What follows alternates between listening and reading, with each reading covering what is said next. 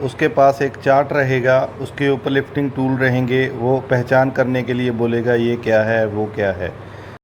Rigger की interview में क्या क्या क्वेश्चन पूछे जाते हैं और क्या क्या उनके आंसर करने हैं, ये आज हम इस वीडियो में जानेंगे। तो वीडियो को पूरा देखिए ताकि आप कोई भी क्वेश्चन और आंसर मिस ना करें। तो चलिए गाइस शुरू करते हैं। तो सबसे पहले आपको पूछा जा सकता है रीगर की रिस्पॉन्सिबिलिटी। रीगर की क्या क्या रिस्पॉन्सिबिलिटी, क्या क्या जिम्मेदारी होती है जब किसी लोड को उठाया जा रहा हो। Number 1, identify the weight of load. जो भी आप लोड लिफ्ट करने के लिए जा रहे हो उस लोड का वेट आपको प्रॉपर मालूम होना चाहिए। नंबर 2, आपको बताना है इंस्पेक्शन ऑफ लिफ्टिंग टूल। जो भी लिफ्टिंग के लिए आप टूल्स यूज़ कर रहे हो उनको आपको प्रॉपर चेक करना है, कहीं से कोई डैमेज ना हो या फिर रिजेक्टेड टूल्स ना हो। नंबर 3, आपने बताना है right selection of lifting tool.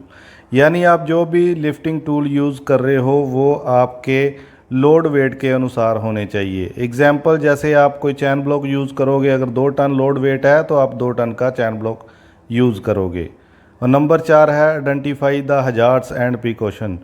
Lifting के दौरान जो भी खतरे हैं उनको आपने जांचना है और उनको ख़त्म या कम करने की कोशिश करनी है। तो नेक्स्ट आपको पूछा जा सकता है रिगिंग एंड लिफ्टिंग क्या है। तो इसका आपको ऐसे आंसर करना है, rigging is securing the load and enable to handling and placement.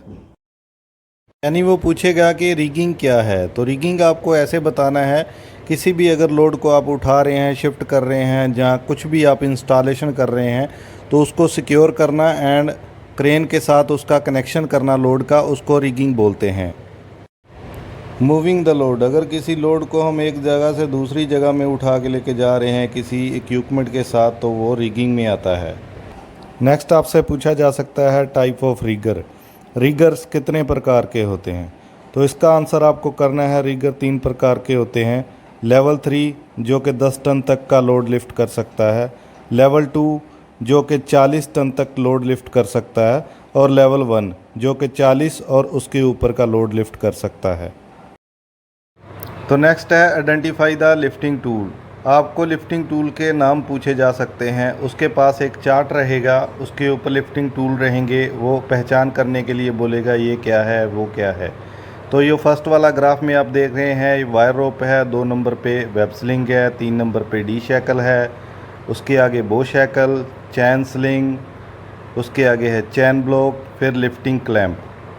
तो ऐसे ही आपको इनके नाम याद रख के इनकी पहचान करनी है। नेक्स्ट आपको पूछा जा सकता है type of lifting sling. Lifting sling कितने प्रकार की होती हैं और उनके नाम पूछे जा सकते हैं, तो आपको उसका आंसर करना है। Number 1 wire rope sling, number 2 synthetic web sling, number 3 chain sling. तो ये है टाइप ऑफ लिफ्टिंग स्लिंग। तो ये 3 प्रकार की लिफ्टिंग स्लिंग होती है, ये आपको याद रखना है। SWL क्या है, तो आपको बताना है, इसका फुल फॉर्म है से किसी भी टूल के SWL से ज़्यादा लोड आप उस टूल से नहीं उठा सकते।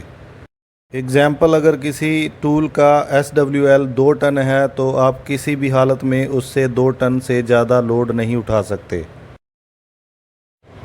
उसके आगे आपको पूछा जा सकता है colour code of web sling, यानी कलर से उसकी कैपेसिटी जांचनी है।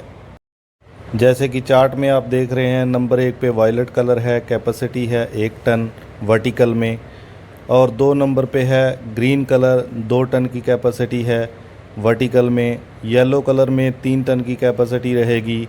ग्रे कलर की वेब स्लिंग है तो 4 टन की कैपेसिटी रहेगी।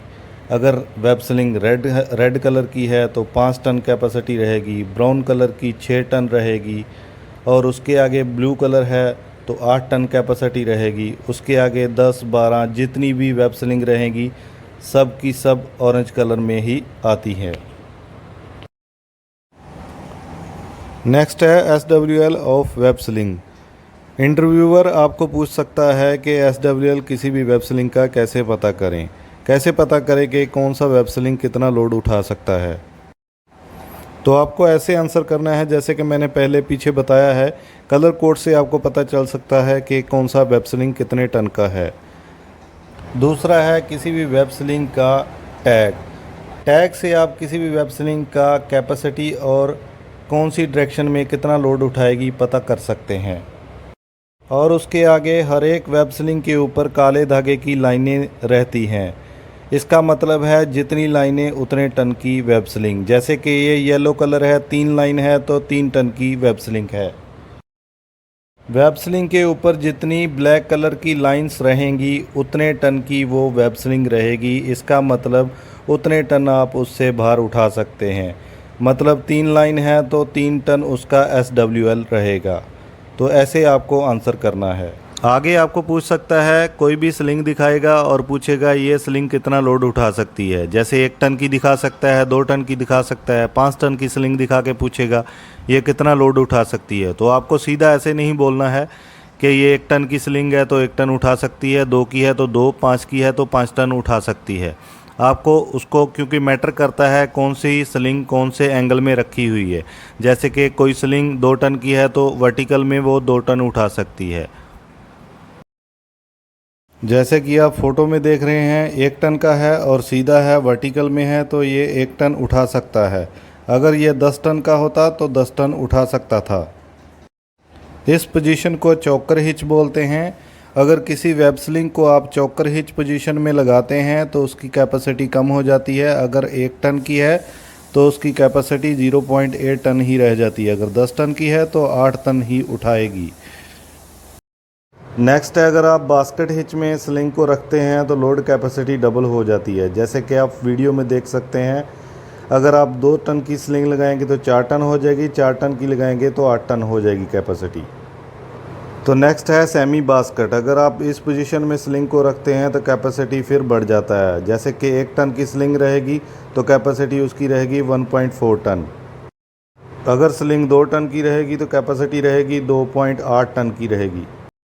तो अगर आप 2 लेग स्लिंग यूज़ कर रहे हैं तो उसकी कैपेसिटी निकालने के लिए आपको 1.4 से मल्टीप्लाई करना होगा। उसके बाद उसका SWL या उसकी कैपेसिटी निकल सकती है। और अगर आप 3 लेग या 4 लेग स्लिंग यूज़ कर रहे हैं तो उसके लिए आपको फिर मल्टीप्लाई करना रहेगा 2.1 से, तो आप उसका SWL या लोड कैपेसिटी निकाल सकते हैं। तो ये सारे पोजीशन और हिच मैंने आपको बता दिए। आप इसका स्क्रीनशॉट ले सकते हैं ताकि आपको समझने में। तो नेक्स्ट है हमारा SWL ऑफ वायर रोप। आपसे पूछा जा सकता है अगर कोई वायर रोप है तो उसका कैपेसिटी कैसे निकालें। जैसे कि आप स्क्रीन में देख रहे हैं ये एक वायर रोप है और हर एक वायर रोप में एक टैग लगा रहता है जिसके ऊपर उसकी कैपेसिटी मेंशन रहती है। और इंटरव्यूअर अगर आपको और जानना चाहता है, आपसे और जानना चाहता है तो आप उसका फार्मूला बता सकते हैं, d² × 8। इस फार्मूले में d का मतलब वायर रोप का डायामीटर है। अगर आपको डायामीटर मालूम है तो आप फार्मूला लगा के उसकी कैपेसिटी निकाल सकते हैं। एग्जाम्पल 10 mm की वायर रोप को कैलकुलेट करते हैं तो हमारा कैपेसिटी निकल के आएगी 800 kg। अगर आप इसको टन में कन्वर्ट करेंगे तो उसके लिए आपको इसको 1000 से डिवाइड करना रहेगा तो उसकी कैपेसिटी निकल के आ जाएगी। जैसे कि यहाँ पर इसकी कैपेसिटी है 0.8 टन। तो आगे आपको शैकल्स के बारे में पूछ सकता है, SWL ऑफ शैकल्स। जैसे कि बहुत सारे शैकल होते हैं, D शैकल, बो शैकल और भी बहुत सारे होते हैं। तो उसके ऊपर पंचिंग रहती है, उसकी कितने कैपेसिटी है, उसकी कितना उसका WLL है। और जो फार्मूला आपने वायर रोप स्लिंग में यूज़ किया है वो फार्मूला भी शैकल और बो शैकल में यूज़ कर सकते हैं, d² × 8 वाला। और ये फार्मूला यूज़ करके आप शैकल की कैपेसिटी भी निकाल सकते हैं। आगे आपको पूछा जा सकता है hazards and precautions in lifting, यानी क्या क्या खतरे और कैसे उनसे बचा जा सकता है जब आप कोई लिफ्टिंग करते हैं। तो आपने ऐसे आंसर करना है, ओवरटर्न ऑफ क्रेन, यानी क्रेन पलट सकती है। नंबर 2 है डैमेज लिफ्टिंग टूल। अगर कोई लिफ्टिंग टूल डैमेज है तो वो भी एक खतरा माना जाता है। नंबर 3 है लाइन ऑफ फायर। तो लाइन ऑफ फायर क्या है, जल्दी से इसको समझ लेते हैं। जैसे कि एक क्रेन कोई लिफ्टिंग कर रही है, उसका बूम निकला हुआ है, तो उसका जो बूम निकला हुआ है और जितने रेडियस में वो क्रेन घूमेगी वो पूरा एरिया लाइन ऑफ फायर में आता है। तो उसको हम लाइन ऑफ फायर में आते हैं, वो भी एक बहुत बड़ा खतरा माना जाता है। नंबर 4 आपको बताना है कोलिजन। कोलिजन मतलब आपका लोड कहीं पे आप कोई इरेक्शन कर रहे हैं तो वो कहीं पे भी टकरा सकता है, किसी बिल्डिंग में टकरा सकता है, तो ये भी एक खतरा है। नंबर 5 है फॉल ऑफ लोड। जो भी आप लोड उठा रहे हो किसी भी कारण या किसी भी वक्त वो गिर सकता है, तो खतरा है। तो चलिए अभी प्रिकॉशन पे बात कर लेते हैं, कैसे इससे बचा जा सकता है खतरों से। नंबर 1 है इंस्पेक्शन ऑफ लिफ्टिंग टूल। इसका मतलब कि आपको कोई भी लिफ्टिंग करने से पहले लिफ्टिंग टूल्स की जांच करनी है। नंबर 2 आपको बताना है क्रेन के आउटरिगर फुल्ली एक्सटेंडेड होने चाहिए। Number 3 provider tag line. Tag line हमेशा मैं बोलता हूँ कि हर एक लोड को 2 टैग लाइन यूज़ करना है आपने।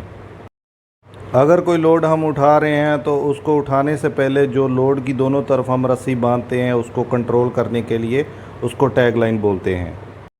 नंबर 4 पे आपको बताना है जिस जगह में क्रेन लिफ्टिंग कर रही है वो ग्राउंड बिल्कुल लेवल में होनी चाहिए और स्ट्रॉन्ग होनी चाहिए ताकि क्रेन क्लैप्स ना कर जाए। और number 5 lifting area fully barricaded होना चाहिए। और 6 नंबर पे है SWL ऑफ क्रेन। आपको SWL को फॉलो करना है। तो ये थे सारे इंटरव्यू में पूछे जाने वाले क्वेश्चन एंड उनके आंसर। अगर आपको वीडियो अच्छी लगी तो लाइक करें, शेयर करें एंड चैनल को सब्सक्राइब करें।